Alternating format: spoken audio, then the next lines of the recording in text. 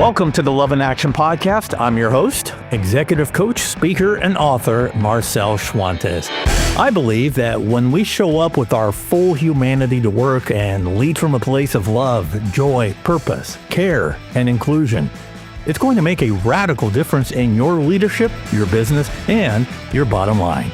This is a show about actionable, practical love, the verb, as a leadership and business strategy. Let's get rolling. Hey guys, welcome back to the Love in Action podcast. We have a packed show today, so let's get right to it, okay? So, something's in the water when the same topic all of a sudden keeps showing up in social media, books, podcasts, and even research reports. Well, today we're going to discuss the topic of hope. Yeah, H-O-P-E, hope. And I'm going to go on record here. We have talked about certain business and leadership topics ad nauseum on the show, but hope? Never. This is a first here on the podcast. It's an intriguing topic that you must explore on your own in this divided and uncertain times that we're in, okay? So if that sounds a little too warm and fuzzy, stick around because I'm going to not only address the skeptics in the room, but I'm going to try and convince you on the importance of hope in the workplace in particular. So the first thing that drew my attention to the topic of hope was a study that came across my desk from O.C. Tanner's 2026 Global Culture Report. I'm sticking that in my show notes below in the resources section. Click on it, check it out, okay?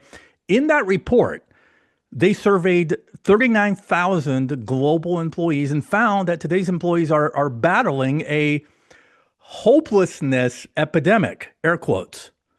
So with all the economic uncertainty and the fear of AI, among so many other things, O.C. Tanner discovered that today's employees are worse off than at the pandemic's peak in 2020. And they're experiencing a measurable decline in hope. So not soon after that report came out, a new book was released by our featured guest today, Jen Fisher. Her new book is called Hope is the Strategy, the Underrated Skill That Transforms Work, Leadership, and Well-Being. Now we're getting somewhere, right? We have the evidence to support this kind of like fuzzy term there, right? So Jen is going to share what she found from her own experiences and study, but also from her personal challenges where she overcame this big burnout phase of her work life. She's had many conversations about that with thought leaders across different industries. She's done the research, and now she has a framework and a methodology that she put into place as one of the world's first chief well-being officers. Okay, so Jen is basically going to tell you what truly needs to change in how we work, and she's going to demonstrate what truly needs to change and the benefits that we are going to reap in this new paradigm of hope. Okay, so imagine hope as the strategy and the foundation for sustainable performance, meaningful innovation, and authentic leadership in this uncertain world, okay? So stay tuned for that. Jen Fisher will join us later in the episode. But first, that report I just mentioned by O.C. Tanner really got my attention, okay? There is data in there that you have to know that may inform you about change strategies for a more hopeful future in your workplace. Okay, so to help us make sense of all this data and really provide you with some solutions, we're going to kick off this episode by speaking with Dr. Alex Lovell. Dr. Lovell is vice president at O.C. Tanner Institute, and he is the head researcher that conducted this study. So let's dive into this conversation. Hey, gang, welcome back. And as I mentioned, Dr. Alex Lovell now joins us. Dr. Alex, welcome to the Love in Action podcast. Oh, I'm so excited to be here. Thank you so much for having me. Yeah, so I want to get really just dive right into this OC Tanner report. You were the lead researcher on this. You conducted it. So let's talk about it. I mean, what did you initially set out to find in your research? It's this report is just really fun for us. Every year, it's multi-method. So we start with a wide variety of focus groups, and we get in the room with people. And it was dark. I'll be honest with you. These employees, as we sat with them, were almost worse off and in many cases, were worse off than they were in COVID. I mean, partially, if I was to even hazard a guess, I think with COVID, yes, things were dire, but there was a sense of we're all in this together. We're going to pull through, and that kind of ignites a certain sense of kind of belongingness, and we're going to foster kind of that. Oh, we're going to get through it. And now, I mean, that's definitely gone, and people almost can't see a pathway forward. Yeah. And as we began to really strip away kind of that facade, we realized that people just didn't have hope. Mm. And people started using that word unprompted. That was the word. It was interesting. And there was another word that came up for us in our report, which was inspiration. And we found that those two played really well together. Okay. Inspiration was the spark that started this process. People wanted to feel inspired. But then hope was actually what carried that action through. And when people couldn't find a path, right, they couldn't see a path to their goal, and then they couldn't believe that they could even follow that path, well, then there was no way they could get there. Yeah. Gosh. So I picked out a few stats, but I want to hear it in your own voice. A couple of things that I found, right? Only 52% of employees feel hopeful about the future of work. That to me is alarming. 35% of employees feel depressed. 30% don't want to be working for their current employer a year from now. So if you're watching this in February of 2026, that's bad news next year about this time. So, with all these stats, is there something that you found that just kind of alarmed you? Just kind of, okay, this really got to me. I think, I mean, when you really sit to think about the state of the world and then how that starts to integrate into the workplace, I think some of the natural like reaction to that is why wouldn't people feel this way? Yeah. Right? When you really allow yourself to lead with a little bit of empathy, there is a natural reasoning to, well, why wouldn't they? Yeah. I think one of the first places to start in asking ourselves kind of why and getting to that alarming place that stood out to us was a generational divide. Mm. I mean, I think we'll just say, I don't want to say older workers, we'll just say more tenured workers. Our more tenured workers, they've been through many states of the workplace. And so we'll just say that they have borne some generational scars. Yeah. Our younger workers, though, feel the future more sharply. And right now, things feel even more hopeless. So we have our more tenured workers, our older workers that are also not seeing that pathway to reach their goals. They don't see that. But then younger workers, gosh, they just they don't see a future anywhere. My, They don't see a future personally. And then when it gets to the workplace, they don't see anything. So they don't see the confluence between how their work can help them reach their goals individually. yeah. They don't see how they can reach goals professionally. They Right. just don't see anything. And so that to me is alarming because when you have an entire generation that just feels completely hopeless, Yeah. that is going to present our leadership with some very significant challenges ahead. Yeah. Can you pinpoint why Gen Z, especially those early mid 20s, or people coming out of college who are entering the workforce, Why do they feel such hopelessness? Is it that they just grew up in this era of uncertainty and, COVID and then all the political turmoil going on, wars around the world? I mean, what's the cause of it? One thing that we found very almost sharply is that, yes, you have all of that, Yeah. right? um, but at the core of it is that they just don't really feel seen. So they're always fighting to feel seen, to be seen. I mean, think about their world. It's just been, algorithms. Mm. And so they're always fighting against an algorithm every day, all day. And then they enter a work, and what do they get at work? More algorithms. Now AI is taking over their world, and it's a whole other algorithm making choices about their day to day. I mean, how demoralizing. Yeah. What they need is a leader that can see their work, see their value, see their unique attributes, say, hey, I see what you did in that last project. I see what individual skills you brought, that uniqueness there, and I appreciate that. And I see how you could bring that to this next project too and sharpen it just a little bit. And I think you can grow in this way.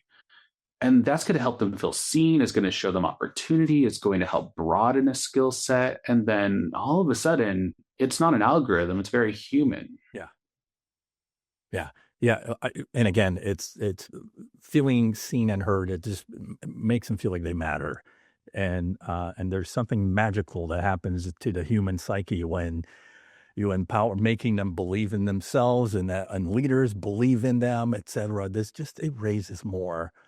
It just helps people to perform better. I think, and maybe can you make the link between inclusion and belonging to feeling more hopeful, which then leads to better performance, more innovation, et cetera? I think that's one of the strongest antidotes to this hopelessness component, right? Is that, you said, I'm going to put it in a few different words actually, which, inclusion, belonging is one of our strongest words, I think, when it comes to this, but using recognition as a tool, right? Helping people feel appreciated, helping them feel valued and seen for everything that they do is a strong antidote for hopelessness, right? Because it's part of what on that pathway to their goal helps them feel seen along the way. Because those pathways can be very long, right? Sometimes our goals are far in the future. Yes, we can set some short term goals and yes, get some short term wins, but sometimes the trajectories are long. And so we need some recognition. We need to feel seen along the way. And so those moments where we can call out some wins, call out some of that ongoing effort that deserves to be recognized, helps us feel very seen. When our leaders do that, that helps us feel like we belong there. When our peers do that, it's even stronger. It helps us feel like we're part of a team that sees us. And then what's really interesting in our research, not our research done this year, but in our past research too, what we've found is that actually creates reciprocity. You are much more likely to give recognition to people that have recognized you in the past, because when you feel seen, you're much more likely to pay attention to people that have seen you in the past.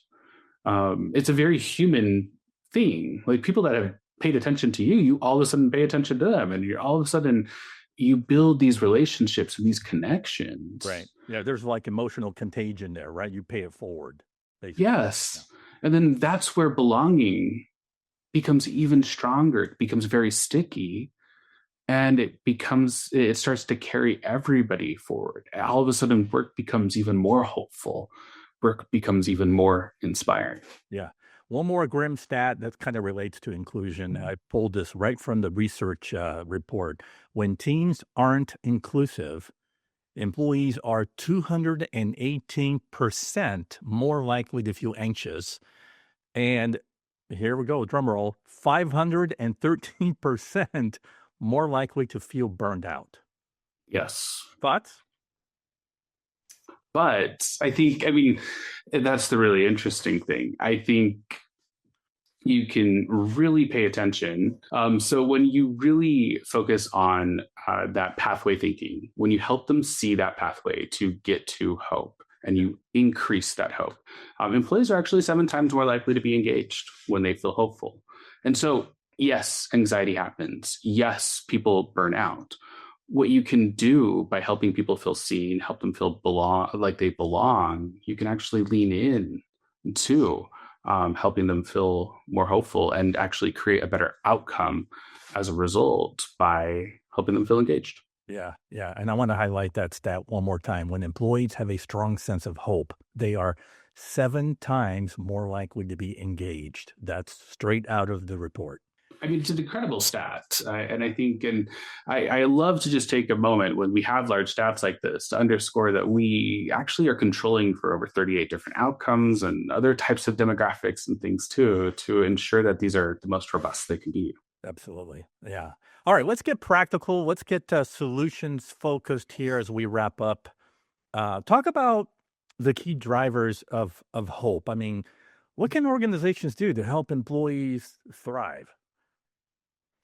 I think a couple things, right, is we found that connection decay, right, is one of the most interesting things that will take away from the pathway and agency thinking, right?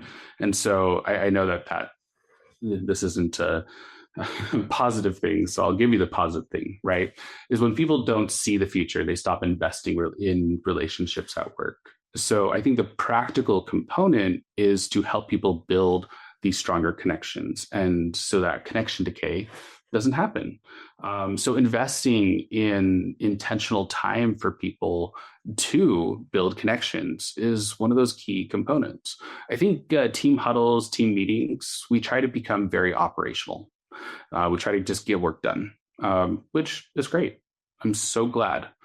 Let's be effective. Let's be efficient. Let's also set some time aside for maybe just a little bit of effective chit chat, right? Like just a little bit of time where people can connect on some personal components to start building those stronger connections. Make it a practice to actually build connection. You could do that effectively. You don't have to let it, get to superficial small talk. But consider those moments to be almost sacred as part of a practice every week or whenever you have those team huddles of not letting connection decay become the norm in your teams and organizations. So that would be one of my first things. The second thing is sometimes ensuring that you have a balance in the time horizon of your goals. So we all know goal setting is such a hard thing to do. Sometimes we overshoot, sometimes we are way under. Having a good diversity of time horizons for individual goal setting, team goal setting is really important. But having that diversity is also important for hope. And the reason why is that you need some of those those big kind of over over large time kind of dream based goals to kind of keep you going, right? Those are exciting and they're going to get the dopamine going. But you also need some smaller wins along the way so that you can have some recognition and to really lean in and celebrate together those wins and victories. You need both, because when you just celebrate one thing every year and a half, well, it doesn't really feel like you're doing much and getting much done.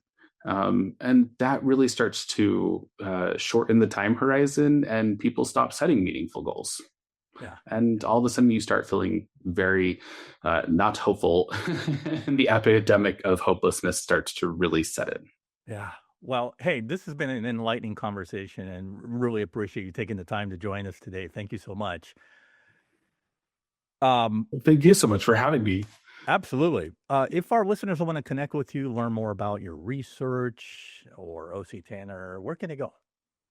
Well, OC Tenor on our website, the culture report is actually freely available. You don't even have to put any information in, actually. So if you just go to octenor.com/global culture report, you can see all of our research for the past 8 years right there, freely available, all of our different reports.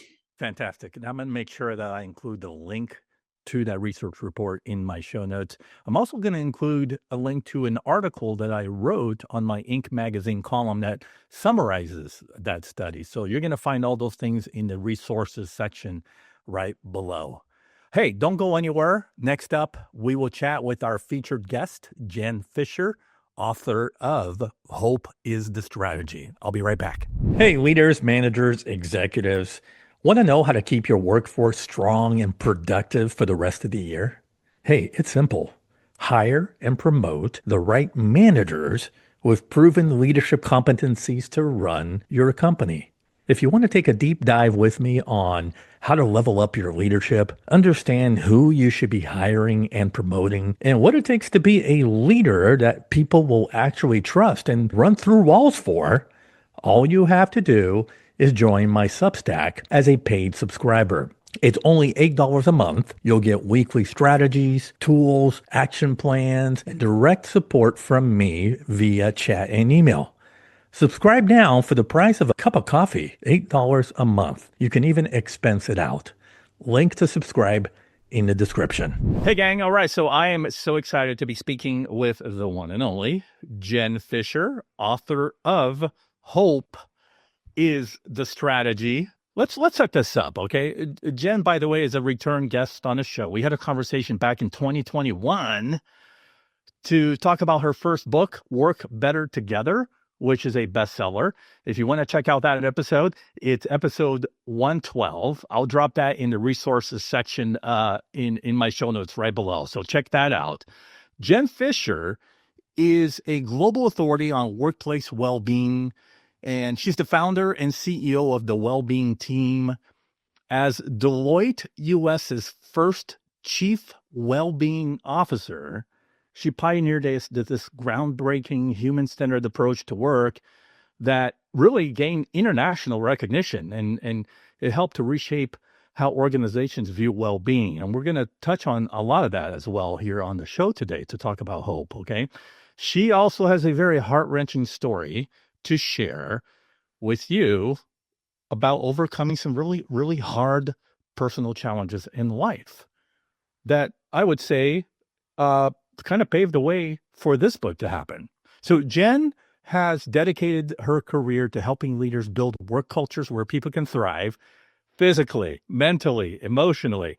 She has her own podcast. She's a TEDx speaker. She has taught at Harvard and UCLA. She speaks all over the place, and you'll find her articles in media outlets like Fortune, CNN, and Harvard Business Review. And I want to emphasize to my listeners right now, okay, and I say this proudly about Jen, okay, at the heart of her work is the knowledge that hope is not just a feeling. It is a strategic imperative for leaders today. That's you guys listening, all right? Jen Fisher now joins us. Jen, welcome back to the Love in Action podcast. Thank you for having me back. I've been so excited for this conversation. Likewise, I don't recall if I asked you this in the first one a few years back, but this is how we start the show. You ready? I'm ready. Let's go. What's your story? Oh, that's a loaded question. I'm going to try to summarize my story so we can also get into the meat of hope and hope as strategy. But let's see, where do I start? I was at Deloitte for 23 years. As you mentioned in your intro, I was Deloitte's first chief well-being officer. That was not my role the entire time that I was there. I spent many years in marketing and then went on to be the chief of staff to one of the CEOs and COOs of the organization. And coming out of that role, the reality is that I found myself in a complete state of burnout. I was physically, mentally, emotionally exhausted. But I also didn't really understand or know what I was going through. I knew that I was struggling. But, in high performing environments, and when you consider yourself a high performer, the last thing that you want to do is admit that you're struggling and or ask for help, but it's quite frankly the most important thing you should do. And so I didn't. I felt like this was a personal failure, that if anybody knew that I was struggling, that they would think that that I couldn't cut it, that I didn't belong. And so I continued to push myself and ultimately kind of ended up in a place of really needing to take a leave of absence to get myself healthy and well physically and mentally. Your body and your brain ultimately will catch up with you. Yeah. And that's what happened. And so going through that personal experience of needing to redefine the role that work played in my life, um, was how I became really passionate about the topic of workplace well-being and quite frankly the topic of hope. And I talk about this in the book. The connection to hope was when I first learned about what real hope is and kind of hope as strategy was actually through my recovery from burnout. I was seeing a therapist and he had me read C.R. Snyder's work and he had me actually do hope exercises and create, and cultivate hope for myself. And that was a big part of my burnout recovery, which then, later on became such a big part of who I am and my leadership ethos, if you will. About a year after becoming the chief well-being officer, I was then diagnosed with cancer right after my 40th birthday, not having a family history, doing all the things that perhaps they tell you should do to not get cancer. I was still one of the unlucky ones. I'm actually May this year, 10 years cancer free. So I'm doing great, but there's a, long windy story that I talk about in more detail in my TEDx talk. And, certainly my practices and beliefs around hope were present through that journey and continue to be, and also some really great doctors, of course, and nurses and caregivers and all the things. One other thing is, I'm a caregiver for my mother, my sisters and I. My mother is at the end stages of Alzheimer's, and the reason I bring that up is for anybody listening, what a difficult journey that is. But the real reason I bring this up is, burnout, cancer, caregiving. Those are my unique experiences, but they're not necessarily unique in the workplace anymore, right? Like everybody is struggling oftentimes silently with their own version of what I described. And it is a really important reason why I wrote this book, because I think what I've realized in talking about my own journey and then talking with others about theirs is that there's a lack of hope in the workplace, that people are feeling hopeless, and that they're not getting from the workplace and their leaders the things that they need to feel like they're valued, feel like they matter, feel like the work that they do is actually leading somewhere. And then that gets exacerbated by personal challenges. And people are just, feeling a lot more hopeless, perhaps, than I've ever seen before. So let's dive right into the book. Okay, you said this is really interesting. You've said that hope isn't just a feeling. I touched on this already with Dr. Alex, and we got to get to the point where we shift our mindset to consider hope as a business strategy. Duh, the title of your book. So let's address the skeptics in the room. Yeah.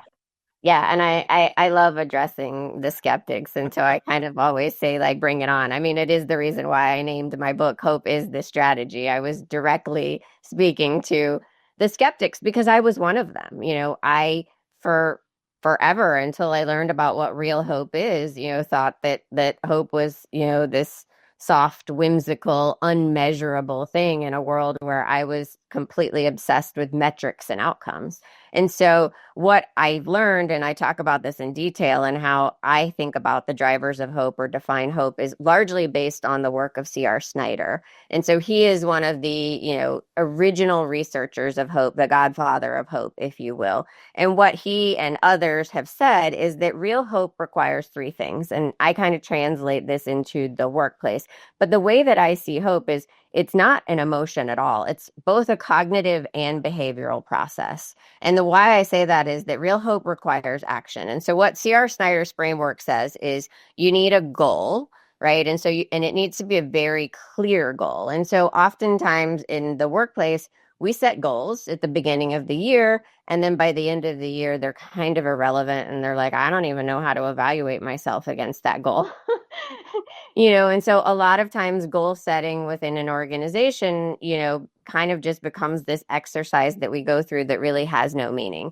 But what C.R. Snyder says is you have to have a very clear goal. Like you have to know exactly where you want to go, but you also need to acknowledge exactly where you are. And so for leaders, that means acknowledging that things kind of suck right now. And it's okay to say that out loud. Like you need to be truthful about where we are and then decide where we want to go. Then you have to identify multiple pathways or ways in which you can get there. And why is that important? Because usually we start down one path, and more often than not, it's blocked. And do we throw our hands up and quit, or do we say, oh, well, no big deal. I learned a few things. Let me switch to this other way of achieving my goal. And then the third and most important thing is identifying and knowing your agency or your ability to actually impact and affect change. In other words, the third part requires you to take action. It requires you to define the next step and then the next step and move towards that goal. I think most people think of hope as like, oh, I hope I win the lottery. I'm going to kick back on the couch and put my feet up and wait until they announce the numbers on Friday night and see what happens. That's not real hope. And so but if you think about it, hope and the hope process is a very intensive way of goal setting. And that's why I say it's strategy, because if you really want to change where you are to get to a different place, hope is what allows you to get there. Yeah. The belief in a better tomorrow. And for the skeptics in the room, all of those things lead to positive business outcomes and keep wondering, well, do I want to invest in a culture where I increase this fuzzy thing called hope? Well, you just explained all the reasons why we should make it a business case, right?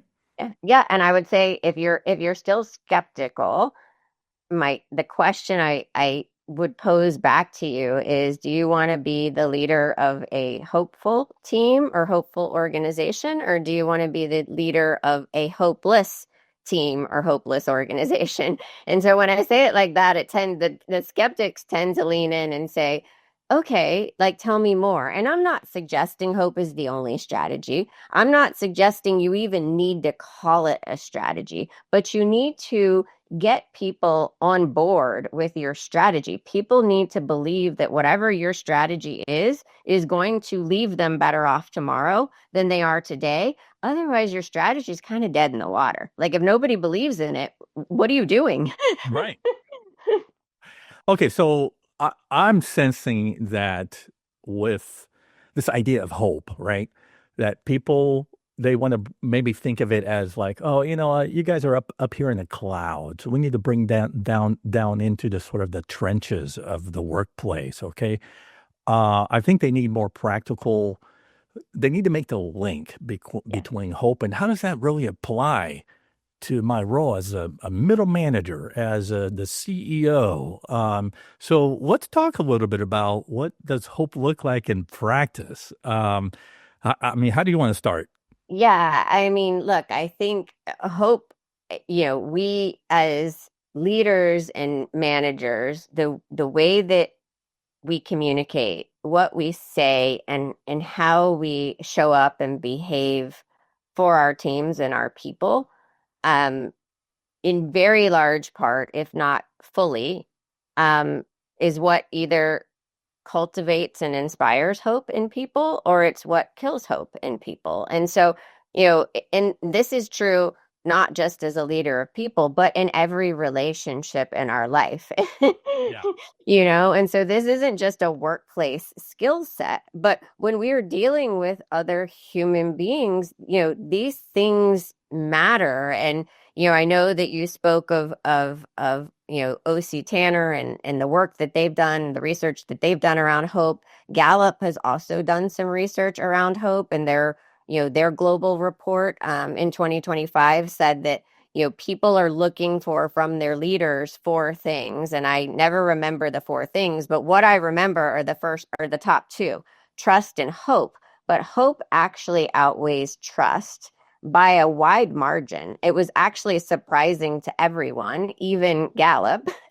But what they said was that trust maintains the status quo. Hope is what allows people to move forward. So, in a world that is uncertain, constantly changing, um, you know, uncertainty around AI, what the future of jobs are going to look like, getting people to continue to engage, be present, innovate, and want to engage in their jobs and their roles. If you're not cultivating hope, then I don't know I really just don't know what you're doing. Yeah.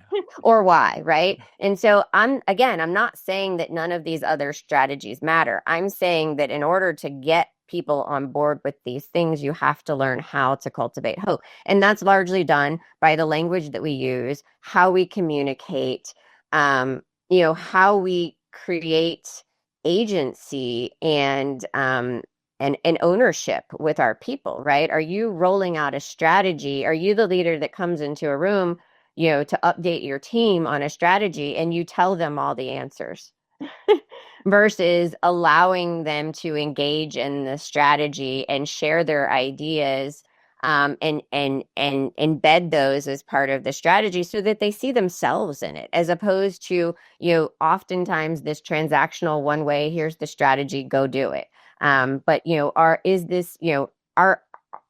we need to make our relationships at work much less transactional than they've become, right? And realize that, technology and AI is one thing, but humans aren't technology and AI, and it needs to be much more of a virtuous cycle in the relationships that we have with our people in order to get the best out of both people and machine, if you will. Okay, so tracking with more about how we communicate as leaders to bring more hope. Okay, can I go down rabbit hole here? Yeah. All right. So in chapter 5 of your book, you talk about how we need to learn the language of hope. So Yeah. I want to unpack that with you about what is that, what that means in how we speak to our team members. I know that the chapter 5 has a really cool, like a couple of columns that you came up with, and you label them hope killers and hope builders in how we communicate. I don't know if you want to touch on any of those. Yeah, definitely. And I want to be clear that the book, when you read it, not if you read it, but when you read it, you will realize that most, if not all of the things that I'm talking about, I talk about from the perspective of personal experience. And most of the time, the things that, I did wrong or the things that I learned along the way. And so these aren't judgments. This isn't, somebody sitting on the outside going, oh, you really shouldn't have done it that way. It's somebody that did it that way and was like, oh, that definitely wasn't the way to do it. And so, hope builders and hope killers, when we say things like, that's not how we do things here. That's a hope killer, right? Like somebody brings you an idea, you automatically dismiss it by saying that's not how we do things here. Or somebody brings you an idea and you say, we've tried that before and it didn't work.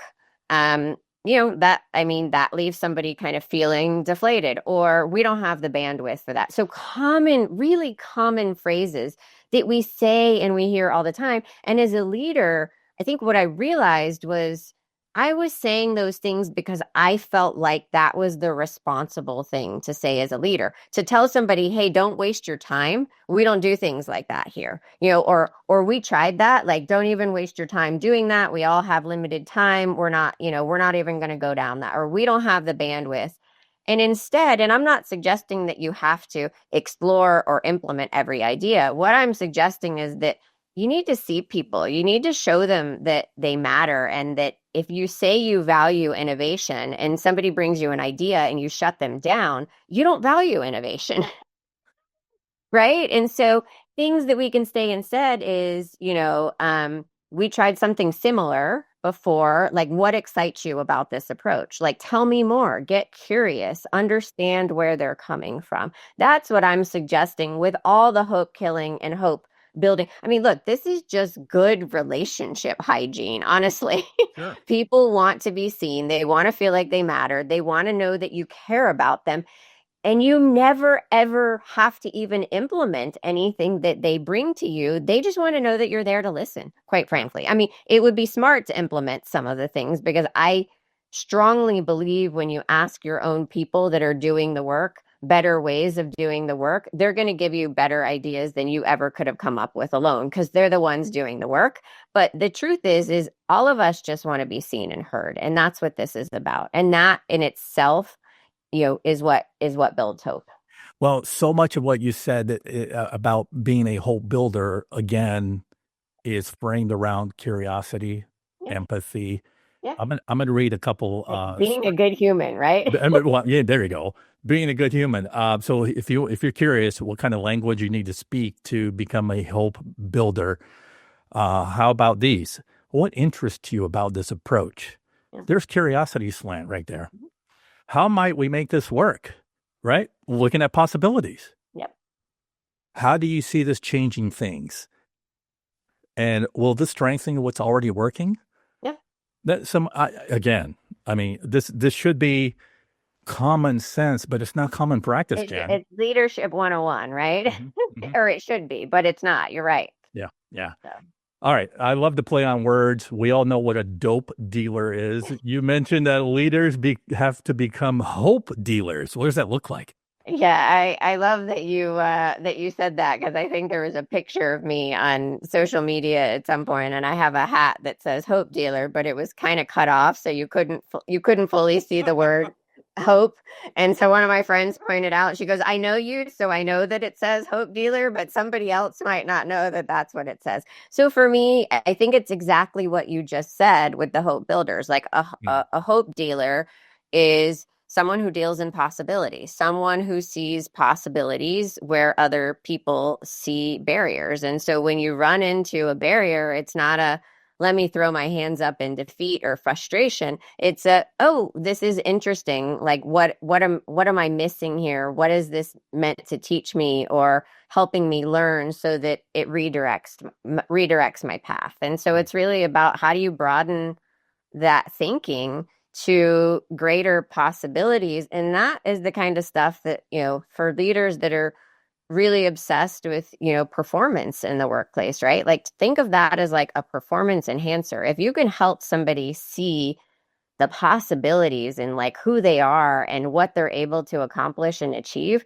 that's the greatest gift you can give somebody is, helping them see possibilities. Because I think it's our natural tendency to we run into a barrier and we get stuck and we assume that failure or personal defeat or we did something wrong instead of saying, oh, this is interesting, like this isn't the path, there's another path for me to go down. Yeah. Jen, can anyone develop this skill even if they're not like naturally optimistic or curious? Absolutely. I mean, and that's why I talk about it as a skill. I mean, it's a skill you have to work at. Look, and I talk about this in the book, I am a naturally anxious person. I can go from like everything is fine to like catastrophizing that the world's going to end tomorrow in a hot second. And so that's why the skill of hope was so personally important to me in terms of recovering from burnout and other challenges that I experience in my life, because my natural tendency actually leans towards pessimism, leans towards being that skeptic and narrows my focus. And so without possibility thinking, without hope, you have your focus is very narrowed. And so it is a skill that you can practice. I provide tons of examples and ideas of things that I've employed in my own life, but there's an entire chapter called the Hope Strategist Toolkit that it has full of exercises that you can do to assess your own hope and then cultivate hope for you, for your team, for your organization. What does that look like? And even for the what people that might still be skeptic or that are, data geeks, I even get into like what are the actual ways in which you can measure hope that are validated, that are truly not that I developed, but that are validated ways to measure hope. Yeah, yeah. Okay, I'm still in that rabbit hole, and I want to the rabbit hole of language and Good rabbit hole. communication. Yeah, it's a good rabbit hole, and I'm going to dig a little deeper. Okay, in chapter 7, you talk about leading with the whole truth. Now, many of us would say, "Well, yeah, Marcel, I'm an honest person." Right. Yeah. But that doesn't imply that they are presenting the whole truth. So explain what leading with the whole truth means, and then how does that relate to hope?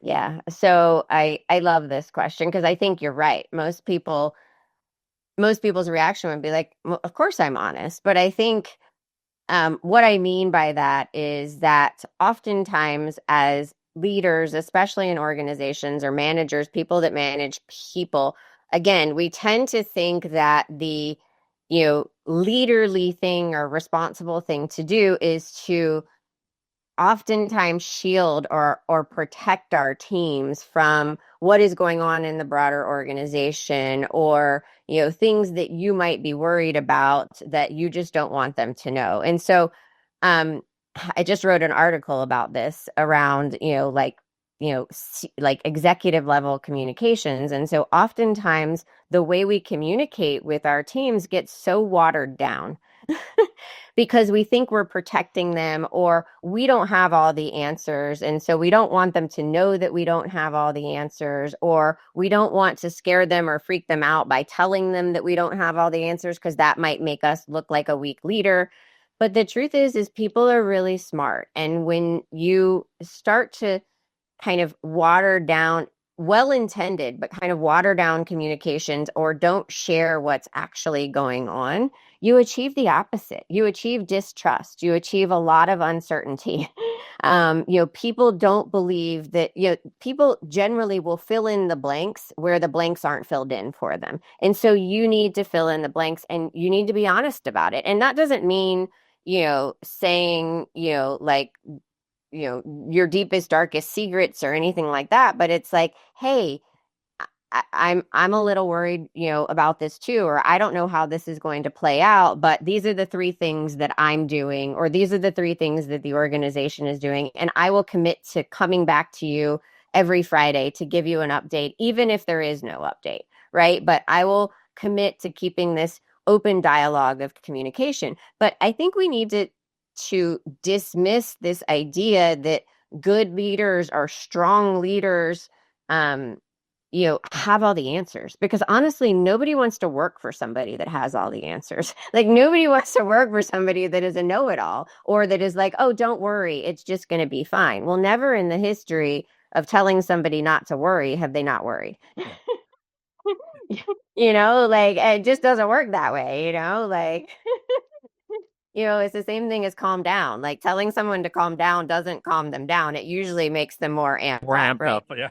Yeah. And so that's what I mean by truth telling is like, it's okay to share difficult information, or it's okay to share when you're feeling uncertain, or it's okay to share when you don't know the answers, because people can deal with that a lot easier than they can deal with uncertainty. When there's uncertainty, they fill in the blanks and it's usually not good. And that affects engagement, that affects mood, that affects their work, how they show up, how they connect with one another. People tend to hoard information. They cut themselves off, and just kind of stay in their own little world. And so the outcomes of that are really bad. Yeah. I see linked to everything you just mentioned, the strengths of humility, the strengths of vulnerability and transparency, and the strength of presenting current reality, the good, the bad, the ugly. Even if if you're going through some change process that is just kicking your butt and your team's butt, go through it together. Yeah, knowing I believe in our ability to get through this together. Yeah, exactly. And we go right back to it should be leadership 101. But that's not what we've been taught strong leadership is. We've been taught hope is not a strategy. We've been taught check your emotions at the door. We've been taught never let them see you sweat. I mean, think of all the posters on the wall. Like all the bad posters on the wall need to be torn down and we need new ones. Yeah, I wonder if the 80s decade had something to do with that. But anyway, that's for another time. All right, so The this 80s decade from a music perspective was pretty was badass. great. So, I yeah. agree. I think we're about the same age group as Gen Xers. Yeah, that was truly one of the best decades for music. I think I stopped listening to music right around 1992. I mean, radio music, Right. right? Yeah. Yeah. So everything in my Spotify playlists are 80s and early 90s now. Okay, that was a nice little tangent. This is going to tick off some HR people listening who have these ginormous budgets that that are now being cut, Hmm. that are wellness, but budgets for wellness programs. Yeah. Okay, and I agree with you that I don't think that's just not nearly enough these days. Okay, Yeah. so explain why that's not enough, and what do companies need to do to Yeah. change to actually move the needle on employee well-being? Yeah. Such a good question. I want to state first and foremost that I strongly disagree with those budgets being cut. And so why I say that is those programs and tools and resources and perks, if you will, Uh-huh. are important. They do have their place. They do signal to the workforce that you care about them and you're providing these resources. But what we have yet to unpack or do anything about is the right? Is the okay, well, what is it about our culture and our ways of working? What are the things that are truly impacting people's well being at work that we're not addressing that happen in the course of the day, that happen in the course of the week, in the course of somebody get a project done or getting their work done? And so that's a big and that are often both cultural, behavioral, and work design things that are impacting people's work. That, I mean, everybody, if you're in the HR space, you have seen, all the, like a meditation app isn't going to fix, workplace problems, right? Yeah. And so, we tend to kind of poo-poo all over the meditation app, but the meditation app was never meant to fix these things, right? And so it's kind of unfair to the meditation app. There's nothing wrong with the meditation app, but we're telling people, we know you're overwhelmed. We know that, you have too much work to do. We know that, our work design hasn't changed since 1982. We just layered a whole bunch of technology on top of it, and we expect you to figure it out and deal with it in your own way without any guidance or clarity. But don't worry, we got you a meditation app to like fix your mental health.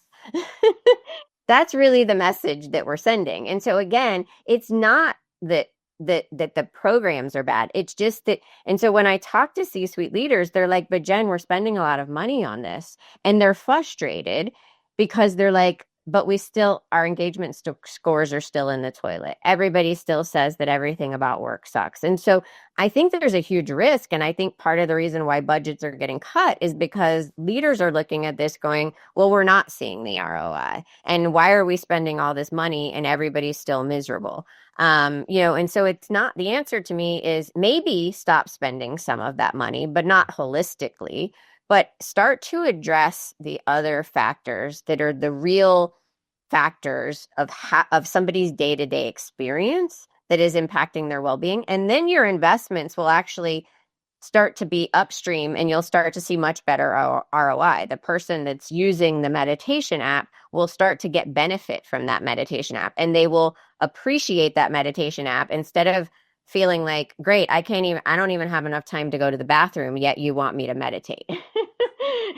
And so that's kind of where we are. And I think the rub that we're seeing and why I think all of these programs are kind of becoming the villain, if you will, is that we're not addressing the and. Yeah, yeah. Okay, I want to connect to the individual. I want to connect to the heart of the person who heard your story and they recognize themselves in your story of burnout and depletion and maybe even surviving cancer. Okay, speak to that person directly. What's the first step that they can take to build hope back into their life? Yeah. Well, I think it's exactly that. Identifying. I mean, that's the beauty of hope and hope as a cognitive process, hope as strategy is that, you know, the first thing is acknowledging exactly where you are, right? You're maybe not in a great place. And then identifying, okay, well, what's the next step? Like what, identifying where you want to go and just identifying that very next step. And then identifying the very next step. I think oftentimes we get so caught up in, I think a lot of times when people are stuck or they're feeling hopeless, they try to conceive the entire plan. Like, how do I get from here to there? Don't try to conceive the entire plan. Identify the next step, take that next step. Identify the next step, take that. It's not the next 10 steps, it's not the whole plan. It's what is the exact next step. And that's why hope works. And that's how you build hope, right? You take that step, it works. Okay, I can do this. Let me take the next step. It works. Oh, wait, I can really do this. That's how you build hope and build motivation is by breaking it down into these small chunks of like, what's the very next step that I can take? Yeah, yeah.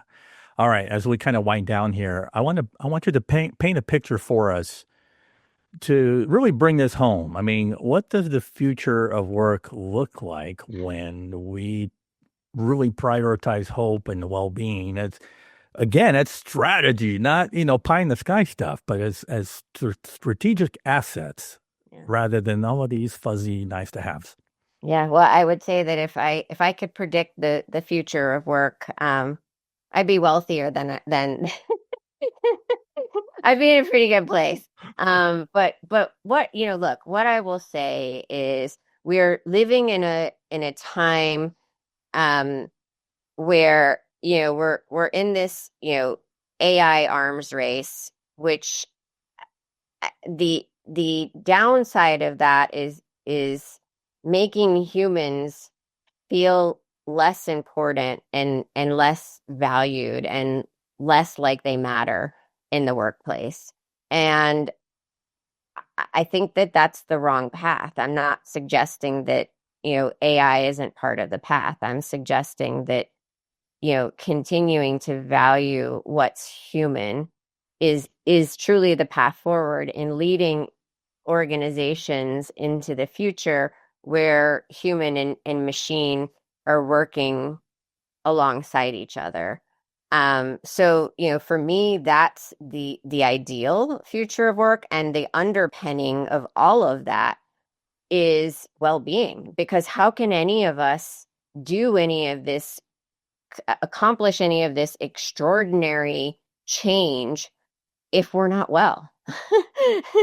Like it's going to be really hard. And, we're already seeing, mental health issues being exacerbated, in the workplace. And so people are struggling. I mean, Brené Brown said people, recently people are not well in the workplace. And if we continue on this path, the outcome is not bad, is not good.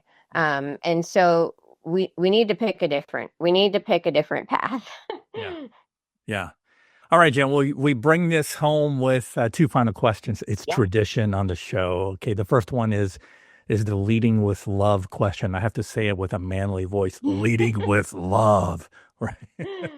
So, sticking with some themes we talked about, how do I lead my team with more practical, more actionable love and care? And I think we said it before. I mean, just be just be a human. Don't feel like you need to put forward this, impenetrable version of a leader, because nobody wants to work like that. We're for somebody like that. They just don't, right? So let's get back to our humanity. What does it feel like? What does it mean? What does it look like for you to be a human leader in a workplace that is increasingly feeling like it's less human and more transactional? Hmm. All right, you get to close us out. What's that one thing, that final takeaway you want people to get from this conversation? Look, I mean, be a hope dealer, not a dope dealer, a hope dealer, a hope dealer. I just think if more of us would assume that title or that responsibility, if you will, it doesn't take much. How can you help somebody identify possibilities, support their potential, identify that very next step? If we could all do that 3 times a week, it would change the world. So be a hope dealer. Yes, I'll put that on my to-do list to become a hope dealer. This is great, Jen.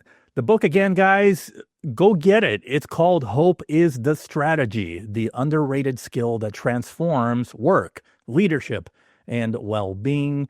Jen, where can people go to connect with you, learn more about you? Point us to a few places. Absolutely.